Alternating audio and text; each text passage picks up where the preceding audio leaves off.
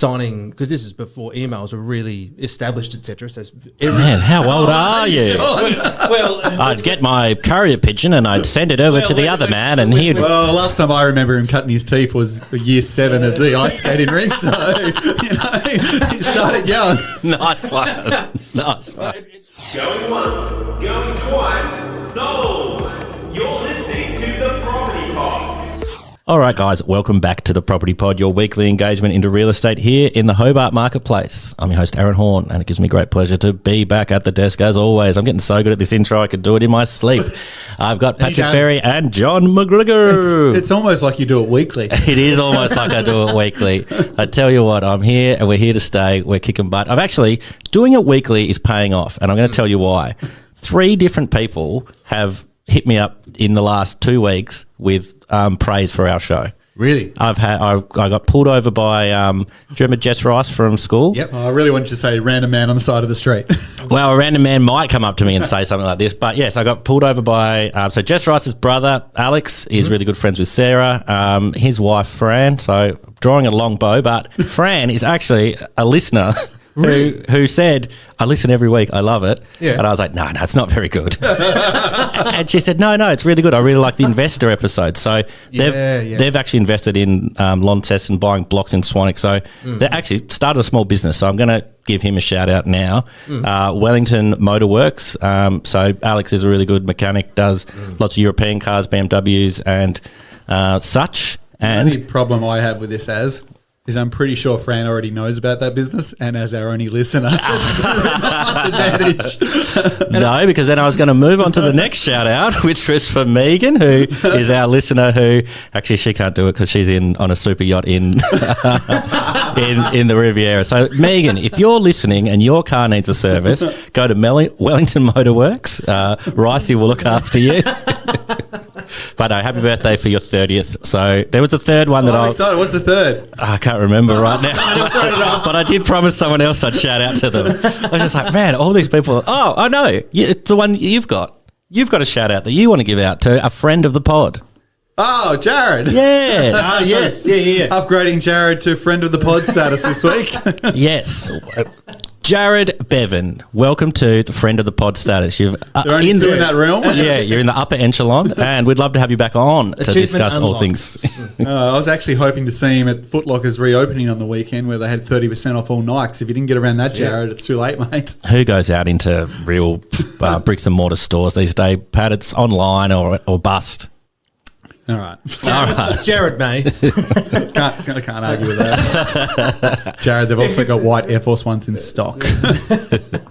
All right. So, once all the shout-outs are done, I thought we'd jump into some real estate stuff. Just wanted to cover off how things are going in the marketplace. For you, John, how's things out there in the wild selling properties? I'm really enjoying the conversations of these at the moment, because this reminds me of the market that I cut my teeth in when I first started, where I'd watched in our office all the salespeople have this market where they're dealing with multiple offers and, prices are well above the asking price. Like, oh my God, what do we do? I remember one of them talking about signing, because this is before emails were really established, etc. So man, how old are you? Well, I'd get my courier pigeon and I'd send it over to the other man, and he'd. Well, last time I remember him cutting his teeth was year 7 of the ice skating rink, so he started young. Nice one. Nice. Admittedly, the generations of our salespeople at the time didn't like the computers, but they only had one. And could I book in 15 minutes on the interwebs? It was a very unnecessary thing to say on the line. So, but there was this moment that it was Dad's story about. He was in the board one day, and all of them there was just a bit of silence, and then one of them said, "Oh, who turned the tap off?" And what they're referring to was actually the change, obviously, in the amount of people that were coming through to open homes, the way in which they were negotiating. Yep. And there was a line that I heard. I think the one little summary that probably a lot of buyers' minds are is that they're going to wait and see, or what are we talking about, Pat? It was what else have you got? Okay. What else have you got? So not just kind of finding the one and jumping on it. It's kind of let's test the market and see what else is out there. I guess we spoke about this in the open home episode the other week about kind of doing your research on all the properties and not feeling like you're rushed into making that decision straight away. But this actually, I think the real estate agents and our role, we have a much greater influence, I suppose, on markets like this than we do in a really hot market. Because in the hot markets, I think it's easy for us to have I call it the overinflated view of self-importance, where the property goes up, everyone flocks to it, and it's just because they have to speak with you that they have to make the offer. But now in these markets, this is where we start to introduce people to properties that they otherwise not would have looked at. Yep. And they do like to look at, you'll just put 3 in a row and bring them through and spend the time with one client rather than just opening up the doors and waiting everyone to flock to you. So the properties will still move, but there's often quite a lot more work involved for us, for working for our clients, to introduce the properties that the otherwise people won't see. And you're finding that as well, Pat, currently? Yeah, no, I think John is right. There's definitely not as many buyers attending open homes and not as many people jumping to make offers. So you do need to get a bit more creative in getting deals together. No, I guess this is a good testing ground for like as you say, you cut your teeth in a pre-email era.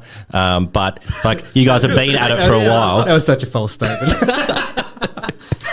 Have you heard of these electronic mails? But no, you cut your teeth and you've had ups and downs in the marketplace, but where a lot of these young upstarts are kind of coming through and haven't experienced a trickier market. Yeah. So you're actually showing your skill set is this is how we used to do it, and this is kind of skills that are useful now. Well, John's now one of those people that get to say back in my day. Back in my day. It's surreal, isn't it? It's quite sad, actually. Well, what I wanted to jump into today for the rest of the show was kind of talking about how homes used to be affordable, which I'm going to put in what are they called, inverted commas, and I'm going to say, are there still affordable homes in Tasmania is a massive question that we wanted to cover off. And then I wanted to kind of go to the other end of the spectrum, so talk about both ends of the market today, jump into are there any affordable houses out there, and then wanted to jump into are there any that are hitting over the $1 million mark? I think more than most. For the million at the moment. It used to, that was several years ago when it made headlines when Hobart got its first $1 million sale. But it just passes by without anyone, blinking an eye at the moment. Yeah, so hold that comment because he wants to get to the $1 million. Look, we can jump straight into the. Oh shit! We'll jump with the cheapies first, John. While people are still listening. So yeah, we'll go to the point where what houses and what areas are people going? Actually, this is still good value. What is affordable? I guess a Domain report came out saying that despite house prices shooting up by over 50% in key areas of Tassie, the latest Domain house pricing report showed a handful of regions outside of Hobart still boasting a median of less than 400,000. So I guess when I bought, this was kind of where prices were at, and less than 400,000 was kind of oh man, that's the top of my buying bracket. Yeah. I'm never going to be able to afford over that. If I was looking to buy now, I feel like it would be really tricky. But what I'd have to do is travel to some of the places. So this is actually extending the episode out of Hobart, and we're looking at Tassie. Potentially taking into account things like we used to speak about, where you rent vesting, where you invest where you can afford to buy and then rent where you want to live. Yeah. So it's an interesting look, because obviously the suburbs that are still technically under 400,000, they may seem a little bit remote. Like on the list we have Georgetown, which is at 370,000. We've got Burnie at 390,000, and West Coast properties are still around the high 100s, early 200s.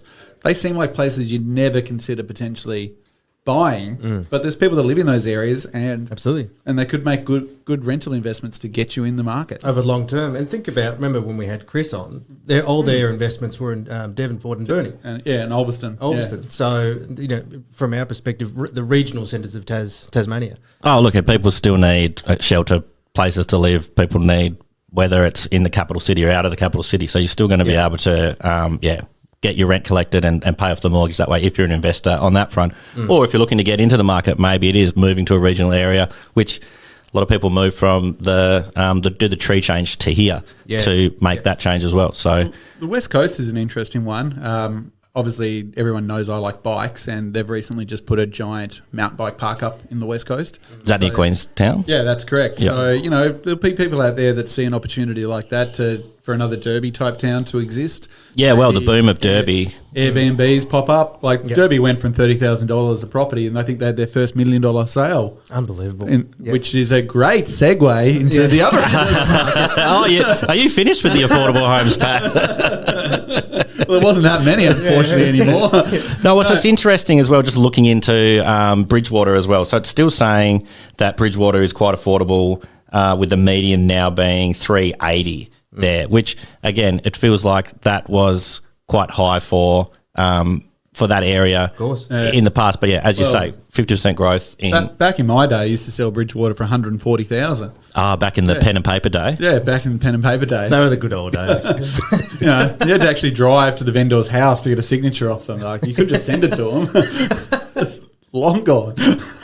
It's interesting though, like Hobart as a hub is growing, obviously population growth, all these things that we've spoken about previously. We've constantly said kind of you've got to look outside of the major centres to kind of be able to afford, especially if you're in this first home buyer market. So anybody out there that is in that spot, maybe that's a consideration that needs to happen. Or as we've mentioned, rent vesting is another way of getting yourself in the market, Blake Smedley style. Yeah, I think it's just another friend of the pod. We've got 3 now.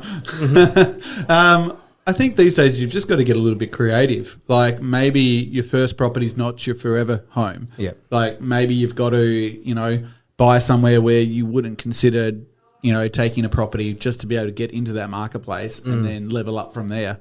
Like, it's nice to have all the bells and whistles on the very first property, but maybe that's not possible at the moment in the marketplace. Absolutely, and that rule's applied for the longest time, and especially if it's your early days, you've still got decades to move into an ideal scenario down the road. Yeah.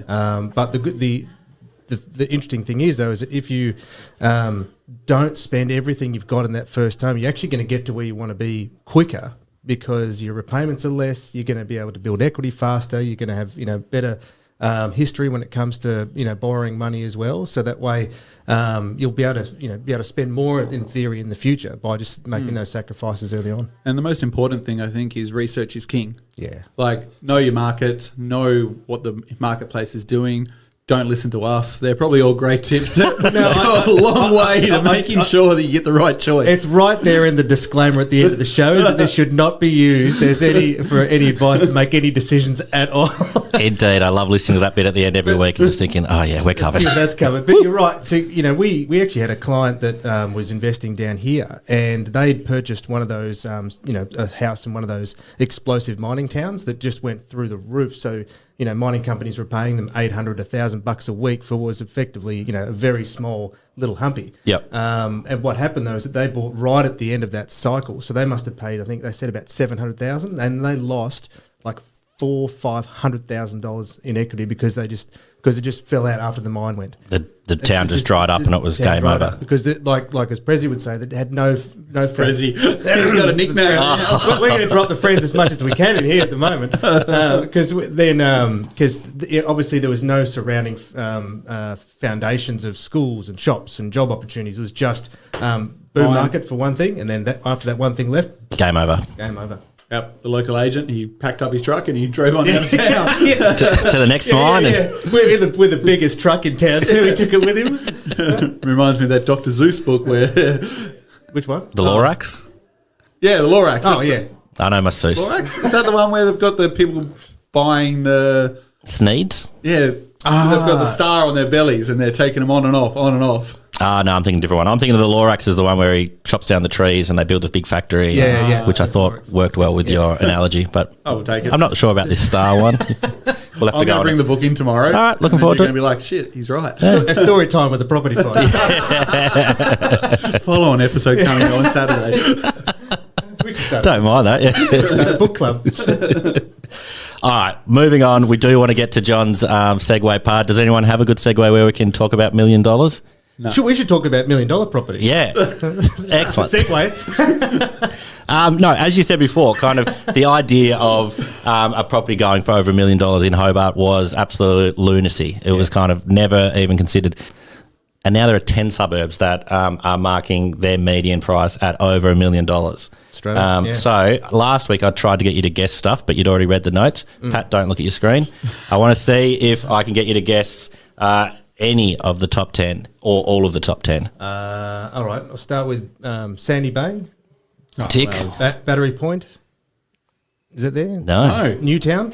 Yes. Acton Park. Correct. Yes. Where else are we going? North Hobart. Correct. Would West Hobart be on there? Correct. Yep. Throw in another Hobart. Another. Yeah. South Hobart. Yeah, you got to. I did see one above there for that one. That's we're getting through them. You're down to your Eastern Shore suburbs now. Okay, so we'd have to go for not Lindisfarne, not Howrah. Flip. This is riveting. Big oval there it is. Bellareve. There you go. Bellareve hit a million. Yeah. Jesus. Yeah. Well, I haven't looked at the latest quarter stats. Sorry for people that live in Bellareve. We do love you guys. But you're not worth $1 million, according to John. Anyway, what else are we getting through? What are we up to about? Look, I'll just chuck in a few. There's Sanford, there's Taroona. I was going to say Taroona. Yeah. And I think that's probably the top 10. So they're all median value from May 2022 is over $1 million. Amazing. It's just crazy. Well, see, why Bellareve struck me was that is still very much a, I suppose, affluent couple, growing family sort of area. Yep. And, Taroona obviously being the next to Sandy Bay, all those sort of that, and Hobart suburbs obviously, make sense. But I guess there's been some huge sales up in that suburb as well, which is going to, move that median above. Well, we just had it a moment ago with one of our staff members. They're buying $1 million property in Old Beach, and to think about that conversation only 2 years ago, they probably would have been saying, I'm negotiating around the 700 mark. Well, I just sold a $1 million property in Rosetta. It's go. ridiculous that there's suburbs in the northern properties in the northern. Start again. Properties in the northern suburbs that actually achieve those sort of numbers. It's just mind-boggling. Well, if we had this same podcast and we set ourselves up in Victoria and friends of our age, like to buy just our first home, we'd be saying, we're going to be spending about $1 million. Yeah, like as if it was rolling off the tongue because that's what we had to do. So, but for Tassie, it's just such an extraordinary. I had to write the contract the other day, John, and I had to get in my head how to write $1 million. I was like, geez, this is that's enough zeros. I'm not used to it, mate. I'm only a little northern suburbs Asian. I don't sell $1 million places. But it just goes to show, the reality of our expectations has started to change dramatically. And from what I can gather too is a lot of the market have probably a little bit more accepted of it and expect it. As opposed to those of us that are transacting in it daily. In many ways, if we consider and look in the future of what the demographic of Hobart's going to be, it seems to be a growing affluent society. People moving down from selling larger homes, the job prospects of higher paid remote options available, that, we are becoming a wealthier state. And, it's, I suppose a lot of us didn't really think about it. But now with tourism and job options and lifestyle and natural beauty and no cable cart. They're all things people love. And also too, it's like lack of availability. It's really hard to get in. So I guess it was always going to come. It was just a matter of time. So I guess at that top end of the market, it is quite tricky to. You've got to be saving your pennies that way. But we still are seeing affordable options at the other end. It's just maybe not right in the centre of Hobart. It's that sprawl you got to spread your net a bit wider is basically the idea for those people listening that are on that end of the spectrum. But at the other end of the spectrum, if you're at the top end of the market, you're probably not listening to this, but you're also probably what is that? you're probably needing to look north of $1 million. You got to know your audience, Pat. You got to know. We have hated on ourselves a lot in this episode. What a self-deprecating episode this one's been. But shout out to our friends out there. Fun as always. Always fun to be in the studio. Always fun to try and cut this together. So it might be a bit of a Frankenstein episode, but there's definitely something in there. I wouldn't try too hard, mate. Let this one run. Shout out to everybody out there that is sticking with the Property Pod. And look, the people that are stopping and saying g'day and letting us know that they do listen, we do really appreciate it. Yeah, I was going to say, I really actually appreciate it. It's quite nice. Yeah, no, thank you for listening to the rot that we put out. We'll be back next week. We promise we will. We are a weekly show, and we'll see you all next week for more fun adventures on the Property Pod. See you guys. Well, look, wait for the John's sideshow, story time with the Property Pod. It makes me think of, you remember when Samuel Jackson read the Go the F to Sleep book? That's what I'm picturing. Yeah. All right, guys. Bye. Bye. You have been listening to The Property Pod, recorded and edited by 414 Media House in conjunction with 414 Property Co. This podcast is general information only, and the thoughts and views expressed is the opinion of our panel, and listeners should always seek then use their own investigation into any topic we discuss to ensure they fully understand their own situation. It does not constitute and should not be relied on as purchasing, selling, financial or investment advice or recommendations, express or implied, and it should not be used as an invitation to take up any agent or investment services. No investment decision or activity should be undertaken on the basis of this information without first seeking qualified and professional advice.